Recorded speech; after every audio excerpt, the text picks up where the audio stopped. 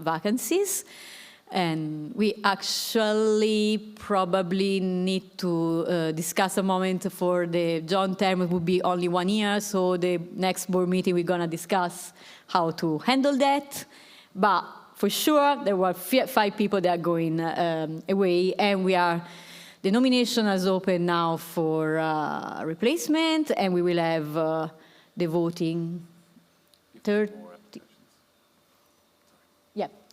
30th of November, we will start voting. Renee has the calendar, so if you want to know more about the time frame for the voting, you can ask later, and Renee will be ready.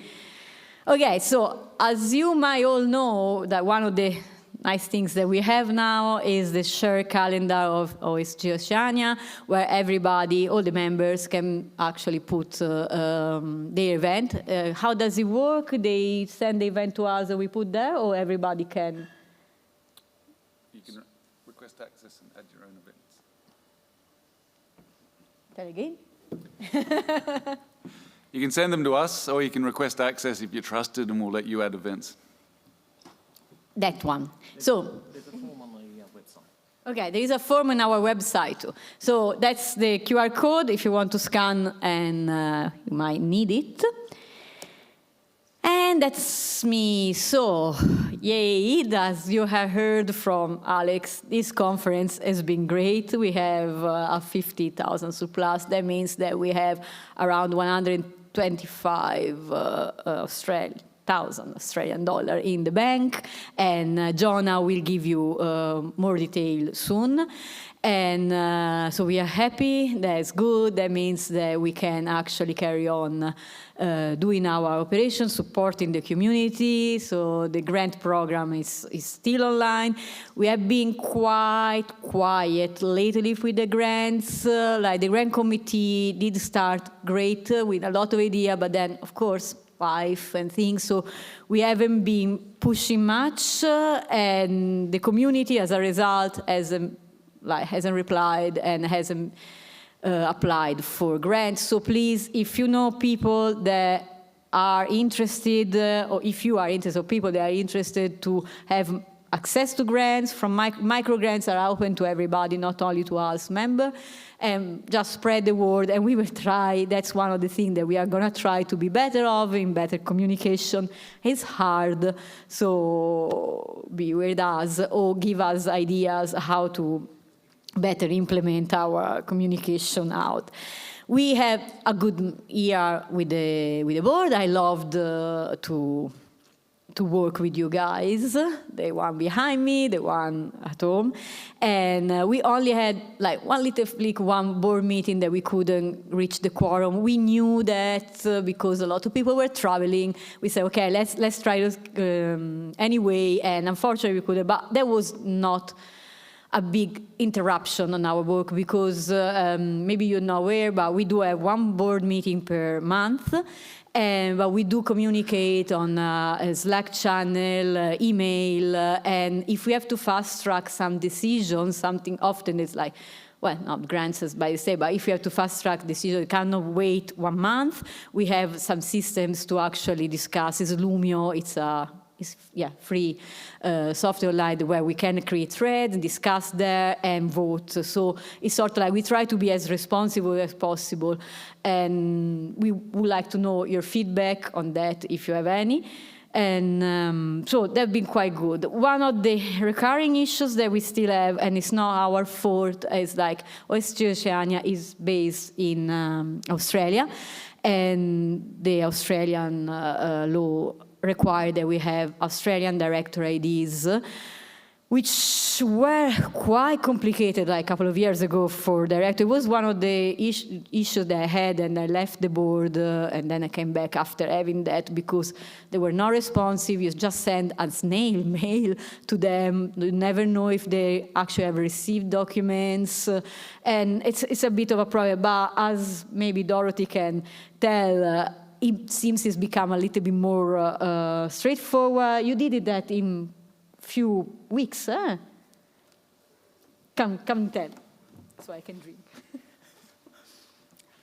It took 4 weeks for them to get back to me, and they had to verify my address, physical address, not a PO box address.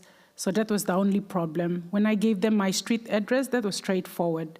I got it I called them after Renee gave me a phone number, and I called them and I got it in 6 weeks. So that was okay. Yeah. So that means that the biggest problem here was for people not from Australia, becoming a director could have been quite a problem. And that is a huge problem for an Oceania-based community, because it cut off basically 90% of the other, all the other country. But that's getting better, so please, if you want to apply for the board or something, we have streamlined that. That's a good thing. We did delineate some OKR for this year and future here. And of course, as some of you guys that might have been on boards or volunteer know, we start strong with a lot of ideas, a lot of great discussion, then slowly we actually get bonded out with problem to solve, and maybe the conference to get over the line, and all the rest lose priority. We did have one big problem to solve. We sort of messed up a little bit with the New Zealand IRD last year with the conference. Our fault. That's okay. Lesson learned. All done in good faith. Lesson learned, but it took a while going and forwards and back with them to solve it. And that was one of the things that actually dragged a little bit down our job. But the OKR are there. We did recreate the comms group thanks to John and Ewan. I know there are issues still with the common group, but it was very quiet for a few years, and at least we started there. We can get better, but it's back. We have the Facebook page, which is something that the Pacific asked us to have, because a lot of our group that we support, they are active on Facebook, and we weren't. So I know it might not be the best channel for the preferred channel for a lot of us, but we want to listen to everybody in the community, and we have the Facebook page. The External Relations Committee, Raphael managed to create it, he delineated what it should be. Unfortunately, Raphael is going to live in Italy, actually, so he won't be able to carry on next year. So it's sort of it's a great idea, it's something that I really hope it will thrive, but it's sort of orphan. It's someone needs to take responsibility. We hope to do that next year. And that's the other pet project of me, and I had a good discussion with some of you guys around, and we really want to start slowly and nicely to gather free and available resources. I will tap the community for whoever has ideas, suggestions, material that thinks could be good for people to access, from basic to advanced. The idea of that is having maybe in the future a hub of available resource endorsed by SC Oceania, that people that maybe don't have good access to the internet, or they are starting remote communities or whatever, they can go, or we can even ship physical hard disk for them, and they can have something to start. Sometimes people come to me and say, we would like to do training. We are somewhere, usually in the Pacific, and it's but we don't really have training material or a trainer to do that. So how do we upskill? So that's something that we're working on. Still very, very basic plan. So if you have idea, if you want to contribute, that's something that I really care of. And we have funded grants. Told him it's a little bit slow now, but it's still there, it's good, it's our stronger assets. So that should be that's it, that's a good structure for now. We are happy with that, we haven't touched it much. And membership is increasing steadily, and we often have a peak after the conferences. So we hope to have a little peak after this conference. There was a lot of new people at this Phosphor-G. Well done, thank you, Alex. So we might tap a little bit more people on that. Then remember to vote, and that's basically what I already say. And I want to thank you. Thank you all, and thank the board for having me as a chair. It's been a privilege. You supported me so much, and it will help me getting here. My last board meeting as a chair will be in a couple of weeks. I'm really looking forward to that. So I'm skipping that because you know what's happening next year. I'm sure we'll say that a lot of time. We are really excited about that. Jonah, can you unmute yourself and tell us about the Treasury report? Yes, can you hear me at all? Yes. Yep. All right, so it's my first time being treasurer, and I want to thank Alex Leith for helping me figure out what even is a treasurer. But now I've been doing it for a year, and I have some idea of what a treasurer does.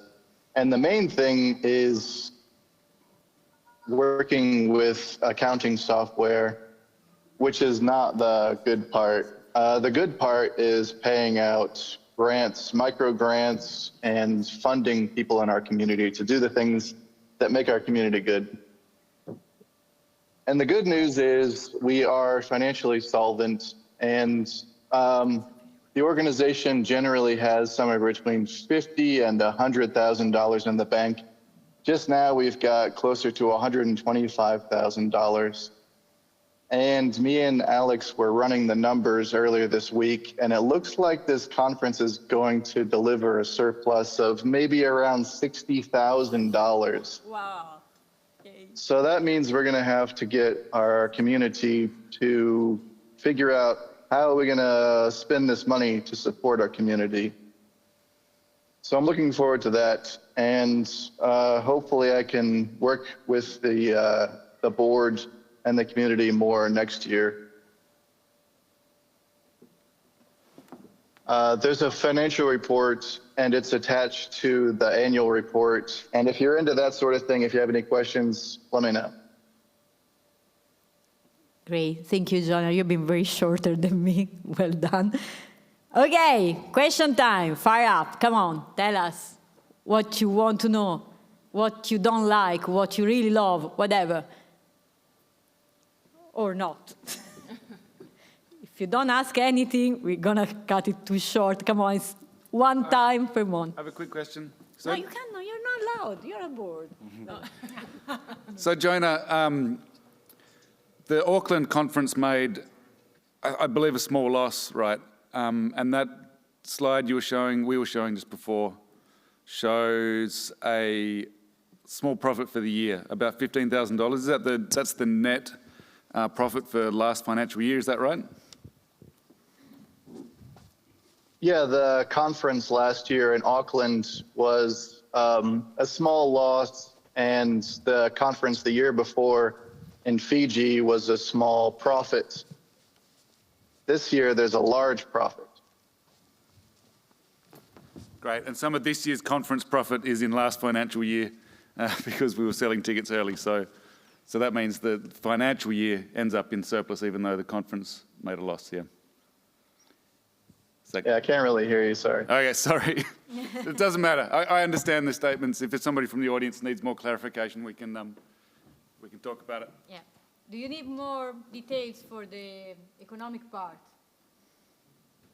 Okay, any other question? What's the secret that you made surplus this year? That's for Alex.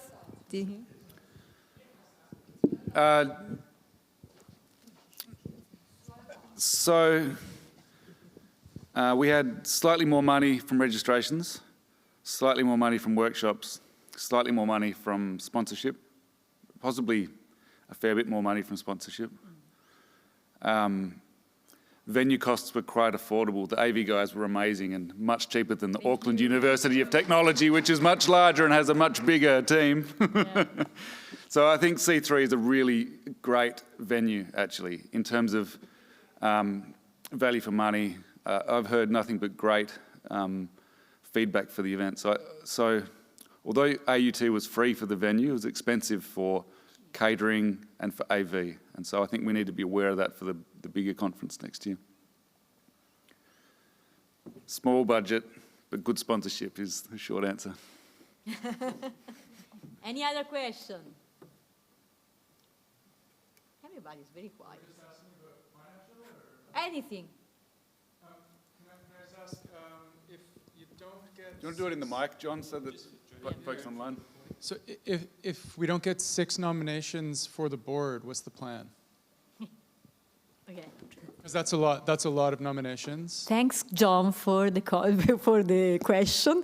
I really appreciate you asking. And No, apologies for making one of these I'm mistakes. I'm joking, just because I know you, so I can joke. No, it's a very good question. Something that we sort of were like, oh, shit.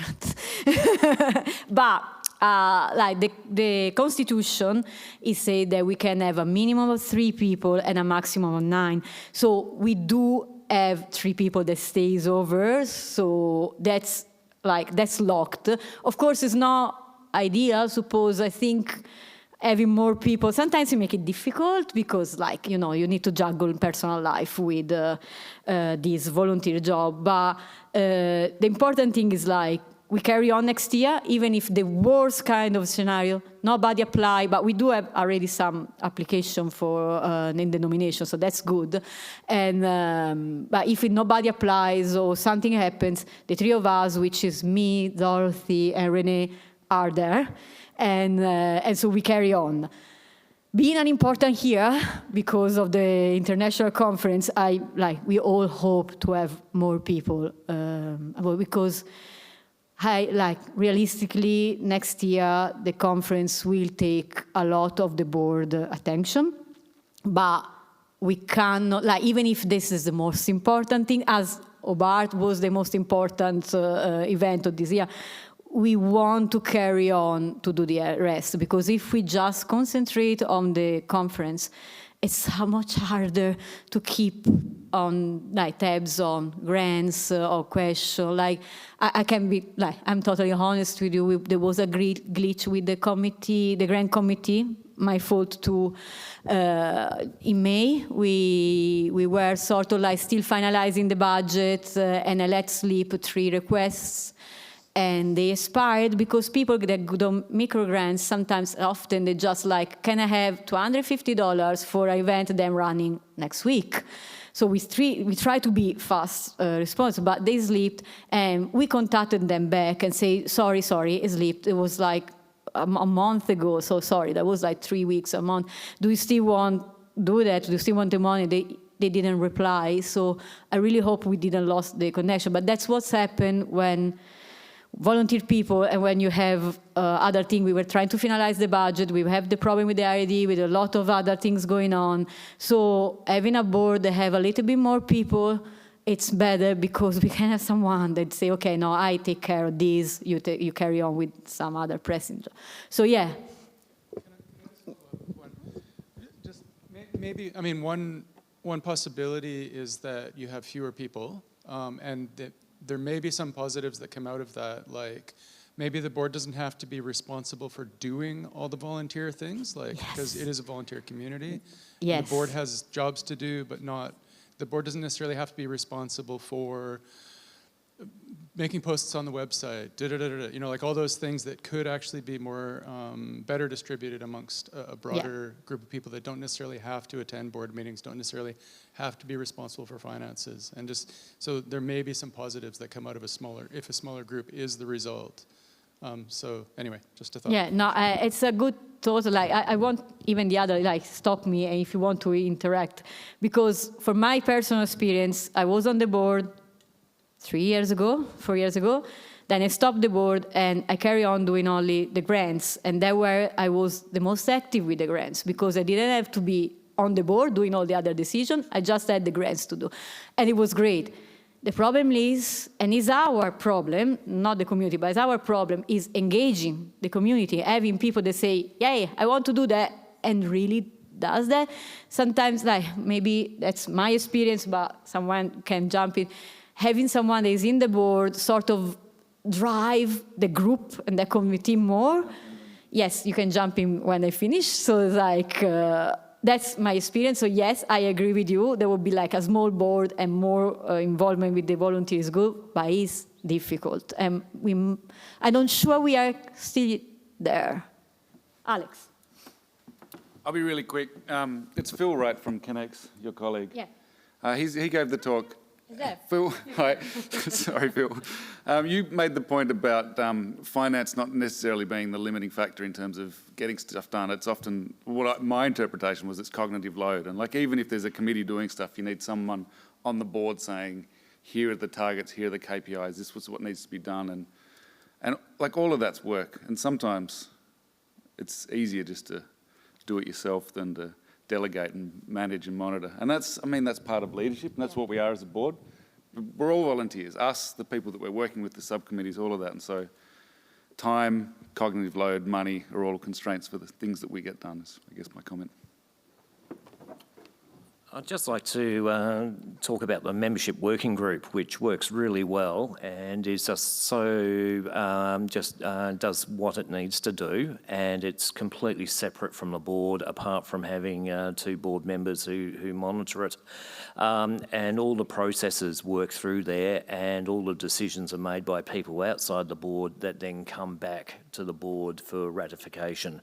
So I'd want to see that with a whole lot of the other groups, is actually trying to diversify and having 1 or 2 people there, because having one person and they leave or they're ill or, you know, life gets in the way, having those 2 board members really allows them to encourage and the group underneath that.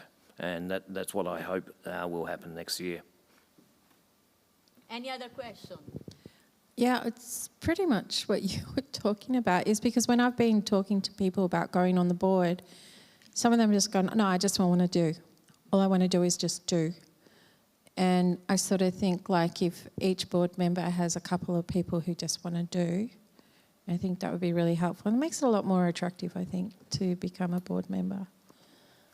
Yeah, I think that's the goal. Like, and sometimes we are lucky, like the membership. Sometimes we are less lucky, like the communication, apparently, even if I love them. But it's sort of like they might need more direction from the board to actually get the news of. At the end, it depends on people and how much you want to spend on that, I suppose. So, yeah, I do agree. I don't know how to make it work better. So, any idea, any suggestion? That would be great. Someone else? No? We got 3 minutes, okay. So you've got the agenda in front of you. Yeah, that's okay. No, it's all good. We're almost there. Any other question? Phil? Yeah, I think what Emma was touching on was potentially part of a conversation I had with her was I'm keen to be involved but don't want to overcommit myself and then not be able to deliver. So, and also I think what John's saying is that potentially if the board members are, you know, basically board members should just delegate tasks to the people that want to do. So, yeah, I mean, I'm keen to be involved in some capacity, but I will have limited capacity some next year, as I've mentioned to a few of you. I might have my hands full. But, and the other thing I've also mentioned to a couple of people, I'm not sure if this is when to bring it up, but as fun as a week in November sounds with potentially my 2 favourite events, Metallica concert and Fossil G in the same week, yeah, it's on a Wednesday night and it will be sold out and it will be a big problem for accommodation in Auckland, so that might be That's true. something to think about. It's going to be hard. So we need to address that, definitely, as the conference committee, not the board. Yeah, I wasn't sure whether it was something to bring up here, but I just thought it's definitely something that's to know. definitely something that we are aware of. As cool as it sounds, I'm not It's sure. going to be a problem. Yes. Okay, I need to cut it short. If you have more questions, come and see us privately. So what we're doing now is acceptance of the status. So we are going to do acceptance of financial statement, acceptance of the annual report. I'm really terrible on bureaucratic stuff, so I think I need to put forward the motion to accept the financial statement. Is anybody seconding it? Yep. Alex is seconding it. So we do that as raise of hands. Everybody.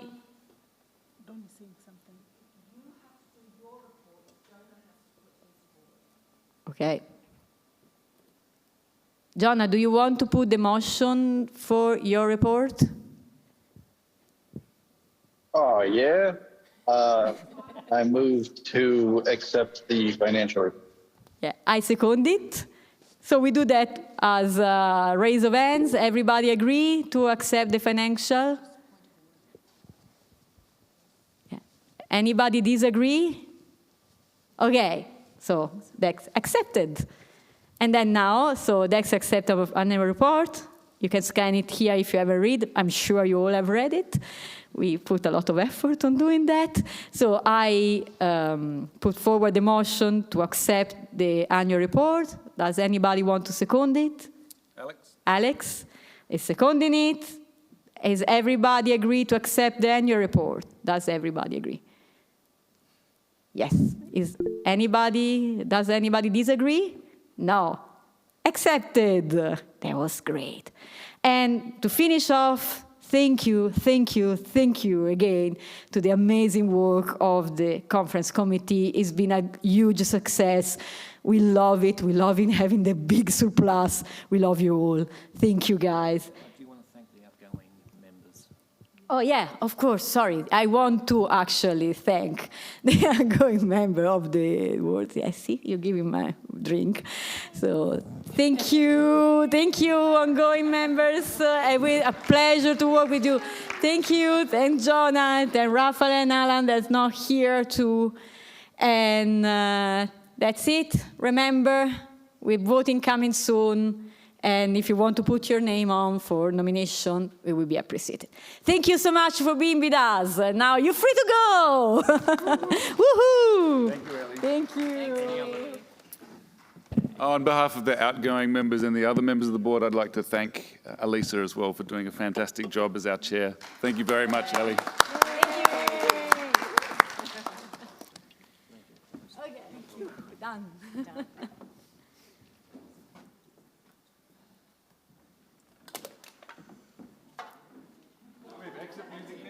Yeah, can we do the playlist now? We should have OSG Oceania playlist. Iwan, we need a playlist. Next year, I want OSG.